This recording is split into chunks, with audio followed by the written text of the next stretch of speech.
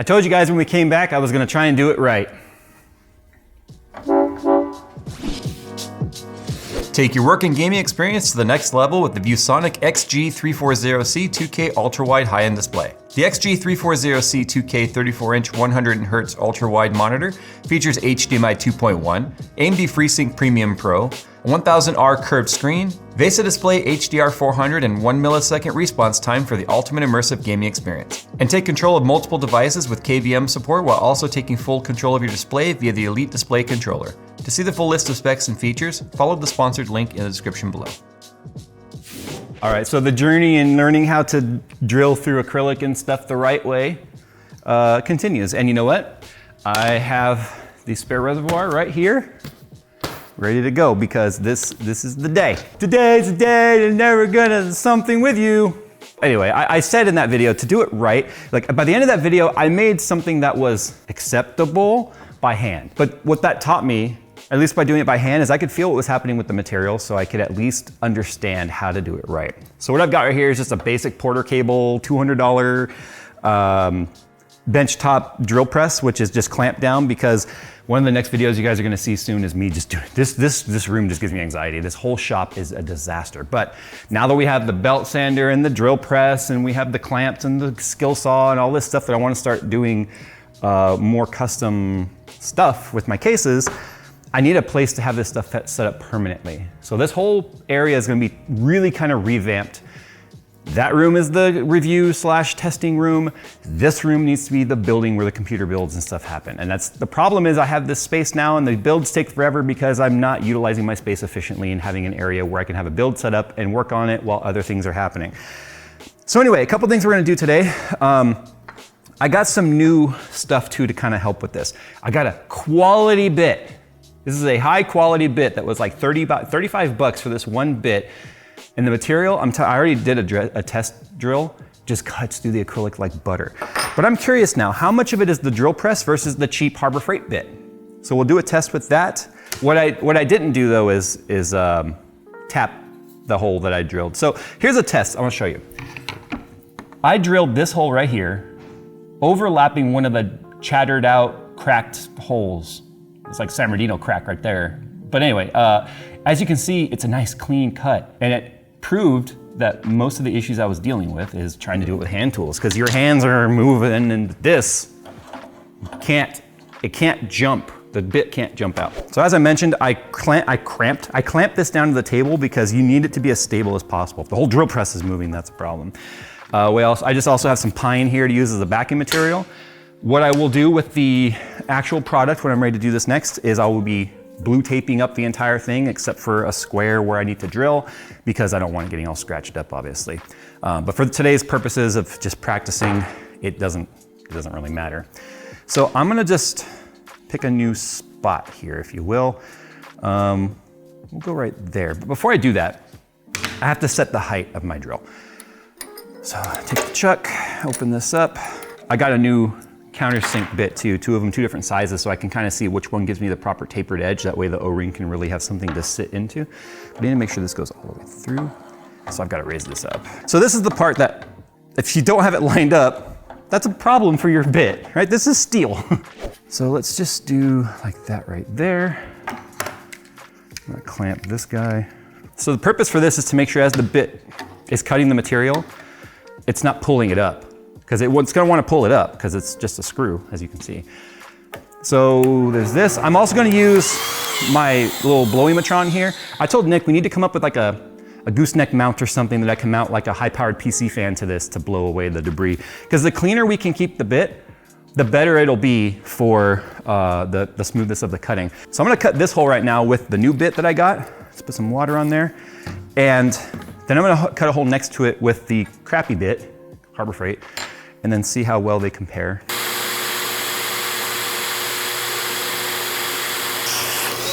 Whew, that is so clean. Look at that hole. She's a beauty, Clark. So there's that. It's a very clean hole. The backside's a little bit sharp, a little bit rough because the bit just ate all the way through, right? So this is where the countersink bits really come in handy, you know, to smooth all that out. And if I leave that rough, then the O-ring is not gonna seal properly. So that is regular, well, the nice bit. I now wanna try the crappy bit. The very first thing I noticed is when I turn it on, that bit's wobbly. I can even feel it, like the whole thing shaking. Okay, so first and foremost, you guys saw on the other one when I was cutting, it didn't make any noise, even when I had water or not. So here, I'll put water in it. Listen to this bit. Listen to the sound.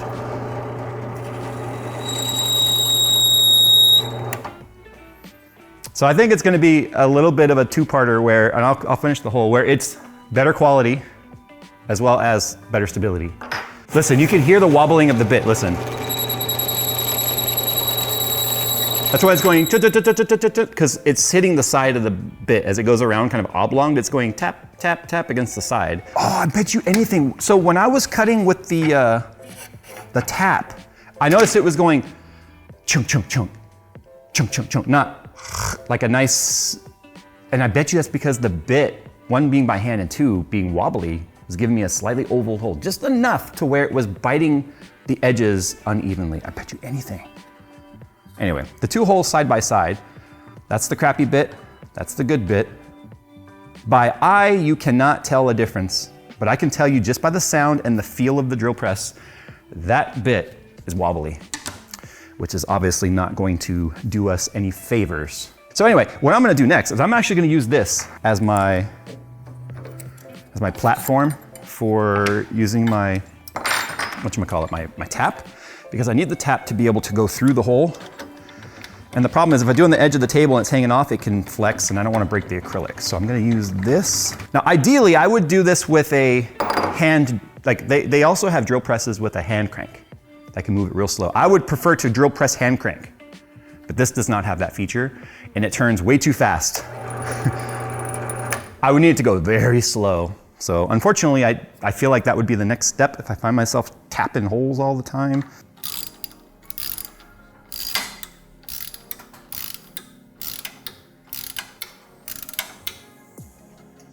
Still looks crooked. I wonder if that means my tap has gone in crooked. All right, there we go. I got a perfect one. Ironically, it was on the one with the shitty bit, but that's because I finally decided to use a T-square, which is just a triangle square, to make sure that the bit was square as I start. And then after it starts to cut, test it again. It was off by maybe a half a degree. I was able to sort of straighten it out under tension and then go straight through. I still think I maybe need to go a little deeper on the taper. It just starts to get, you can see how far I'm going based on where the material stops. It just gets scary because it really gets hard to turn and I don't want to shatter the hole because I know that it's expanding the hole. So many sexual innuendos. Anyway, it starts to really expand the hole as you go deeper and it's not like I can go the next size bit bigger, whatever. I need to do this again now, at least one or two more times cleanly. But look at that right there. That is beautiful. See a little bit of the black material that came off of the threads that's sitting in there, but. All right, let's try it again. We'll come back with the next hole. Okay, so fast forward. You guys have probably been screaming at your monitors for the last two videos, at least the last video and then part of this one, like, Jay, MPT is tapered. You need S or BPS or British pipe standard or straight or something like that. I forget what it is. So this is what I was using and you can see it is very tapered. What we have ordered, and this is now obviously a day later from what you guys have already been watching, is a G-quarter by 19 straight fluted, whereas this is a G-quarter by, or G-quarter-18 tapered flute. Now that we have the right thing, it should just go through here without getting caught up. And this is one of their holes that yeah, look at that. This is one of the holes that they cut. See, it just goes. So anyway, this is nice to have, I guess, for something else some other time. The other thing too is because this is so much smaller, it means I even bought this big old, now that's a T-handle right there, right? I got this big old T-handle to use for the bigger one because it wouldn't fit in anything. But I also did something else in order to make sure I get it started nice and straight. It dawned on me, I'm like, chuck it up in here, pull down with that, turn the pulley by hand. And you know what? It works pretty well. So I just did that with it plugged in. I'm an idiot. Anyway, let's now test it again on this thin piece. I have the other piece ready to go so that we can maybe just get this done. I also learned something else that if I use my tube lube, this is for putting it on the cord. That way the cord will slip in tubing when you bend it. If I put some of this on the drill bit, actually, it will help a lot with keeping the thread, the cut nice and cooled and lubricated, and just be a cleaner cut. It's basically just dish soap. So dish soap you can do this with too, but it's basically just dish soap. Also too, this is turning 600 RPM. So I also double checked the pulleys. I'm like, wait, is it spinning faster than it should? 600 RPM is the lowest setting, that's what it's on. Ideally, you would want like 200 to 300 RPM for acrylic. So doing the best I can with what I got. So here's my straight fluted. Because it's a square chuck, I have to make sure it's not wobbly. Like that's pretty wobbly. So I'm kind of an idiot. If I just chuck it farther down on the shaft, again, the jokes are real, it's round and not square, so then it can chuck evenly. I'm gonna unplug this to make sure I don't do this by accident. Put a little bit of pressure on there with the nozzle as I turn this by hand.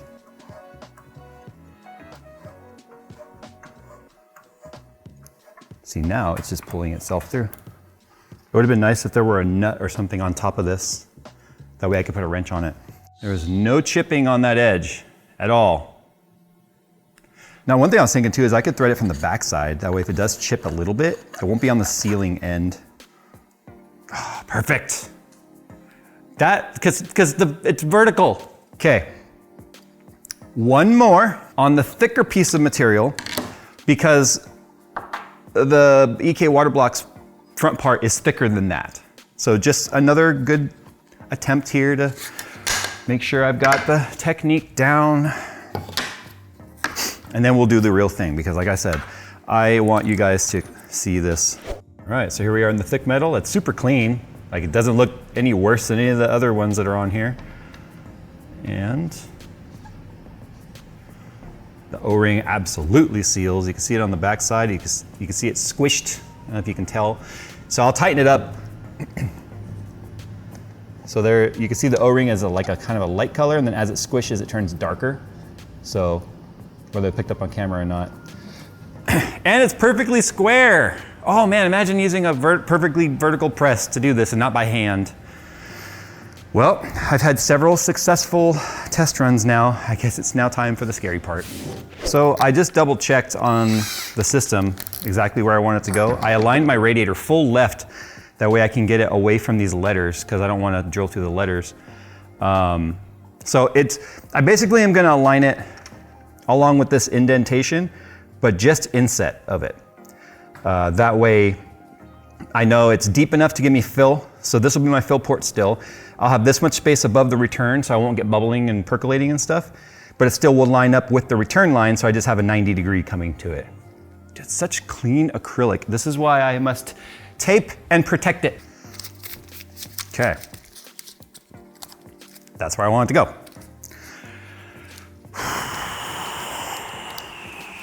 Can you feel the anxiety? Oh man, I should have turned my heart rate monitor on. The anxiety is real right now, even though I have another one. My current BPM, 109. That's high for you. It's a My normal heart rate, like resting, is like 60, 63. Yeah.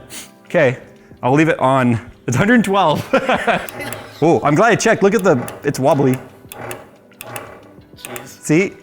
That's why I checked. Fate right now tried to get me to have a whole go blah, blah, blah. That is not okay. Now the heart rate is 110. Okay.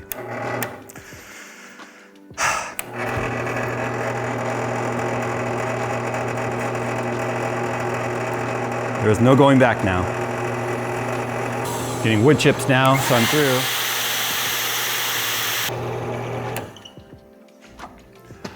Okay, the first part is done.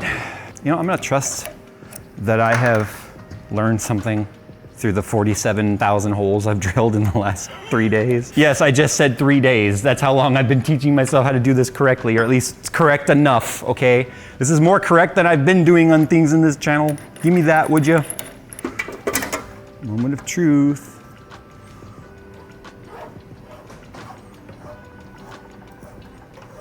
So it's like I said, some of these drill presses have a hand crank for this. I don't. So I'm having to literally twist the pulleys by hand. So I'm holding the handle, that way when it gets to the last thread, the handle spring doesn't pop it out and chip off the last thread. Just gotta wipe it clean right there, but look at that. I feel like in The Office when Kevin was able to keep Oster's secret and he was like, I did it. Oh! Yes! Oh, I did it. Oh, I did it.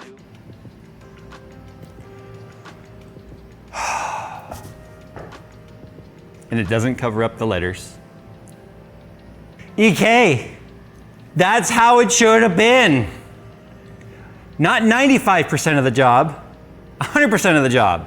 At least one port there or somewhere else, even if it was aligned with over, that way it doesn't interfere with the tube, but somewhere here, that way the reservoir makes sense. Okay, that one is done. Let's have a look at this guy, because what I was saying is I would probably drill like a drain right here on the backside. That way I could get most of the system drained, but I think I'll do it. And the reason being is I have the other one. If I fuck up the backside, then I don't have to worry about like, oh, I'm screwed, because this acrylic did cut very, very easily. So I think we'll do it. We'll put a drain port on the back. There's that, all kinds of material caught in there. All right, so just deburr this on the back side. And this is actually pretty easy now. Now I know a lot of you might be plastic machinists or work at a machine shop that specializes in plastics or something. And you're like, dude, this is like beginner level stuff. And you're right, but it's always scary the first time, or in my instance, the 75th time of trying to cut it. But give me credit where credit is due. I started trying to do it by hand with the drill. I'm now like, between the new bits and the taps and all this, I'm like $400, maybe $350 into trying this, okay? So let's put this back together. There's the hole for the back for the drain. That way it can go straight out the backside like I showed you. So here's the moment of truth. I've installed the pump on here. I have sealed up the extra ports.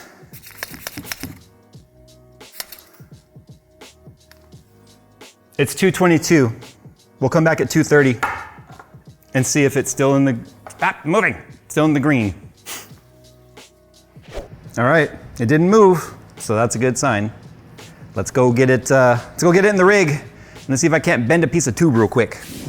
All right, so the fittings are right here, if you recall. Now I should be able to line them up perfectly with the rad by being able to slide the rad around if needed. So I've got all this adjustment here, so that way I can get it to line up perfectly. So the PMMA, I've said this before a million times, I love this stuff because I can get such a tight 90 bend out of it. And I use the corner of my table to get my 90, not using any jigs or anything like that. Plus it allows me to really be able to get it nice and tight, because a lot of the 90 jigs out there are really relieved. They're a nice big arc, because not all tubing can bend as tight as others. So PETG can't bend as tight as PMMA. The key is to give it about 1 extra degree. That way when it cools and relieves a little bit, it relieves back to 90. If for some reason it doesn't, it stays too tight, then you can always just hit it with a little heat and then hold it again. So one of the nice things about working on the H9 is the fact that the front glass can be unscrewed. So I'll have a lot of access to getting to this spot now to put my tubing in and not have to fight with reaching in there. The nice thing is now I can use this as sort of a gauge to eyeball where I need it. So now I can do this and just sort of use this to kind of eyeball where my initial cuts are gonna be. First try, look at that. Dang. First try. Oh, that's gonna be so much cleaner. It was the perfect cut. Like I marked perfectly the first time. And you know what? I never do that. That's so much cleaner than having to somehow figure out how I was gonna go from there down to there. Hope you're watching, EK. These are some simple enhancements that you can do to your stuff so that I don't have to do this to your stuff. Although I do love it because it gives me content. All right, guys, thanks for watching. I hope to be able to use all of this in the future for more than just this. Otherwise, it's about $150 a hole.